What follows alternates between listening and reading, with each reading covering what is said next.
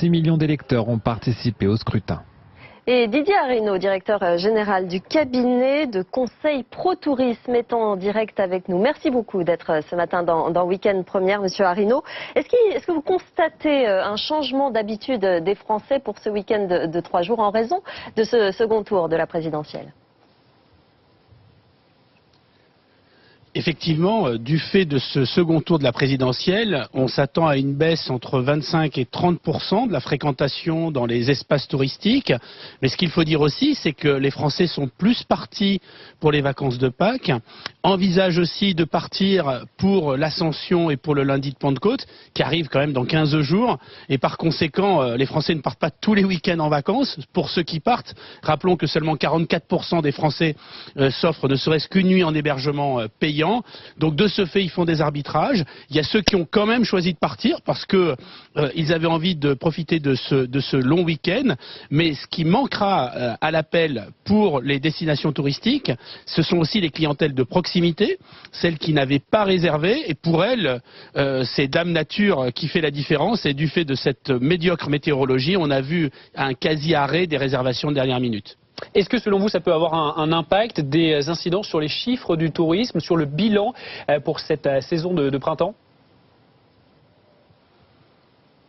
Alors, non, pour une raison simple, c'est que nous sommes en avance par rapport à l'an dernier. En 2016, rappelez-vous, il y avait de nombreux incidents, de blocages, de grèves, et tout cela avait fortement impacté les réservations pour le tourisme hexagonal de printemps. Cette année, il y a 2 millions de plus de Français qui envisagent de partir à cette période de l'année, et on l'a constaté dans les destinations touristiques, les départements qui dépendent très fortement de la clientèle estivale, l'Aude, la Vendée, la Normandie, le Pays Basque, tous ces départements sont très en avance par rapport à l'an dernier. Ça sera un printemps avec de belles réservations, une belle fréquentation par rapport à l'an passé. On a une certaine reprise du tourisme français. Et puis, il y a les clientèles étrangères qui sont en plus grand nombre parce que si nous, Français, nous votons, il y a aussi plus d'étrangers dans les destinations touristiques avec une véritable reprise à la fois dans les destinations balnéaires mais aussi dans les villes. On voit des villes comme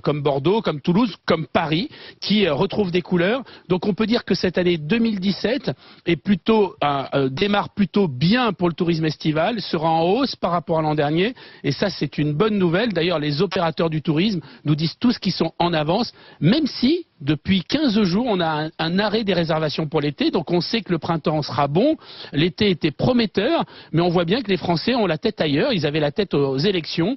Et certainement qu'à l'issue de ce second tour, on risque d'avoir une reprise des réservations pour l'été. Mais on a senti une grande inquiétude, effectivement, dans nos enquêtes lorsqu'on interroge les Français. Ils sont très inquiets par rapport à leur avenir. Et donc on voit bien que là aussi, il y a deux France. Une qui part toujours autant, plutôt plus.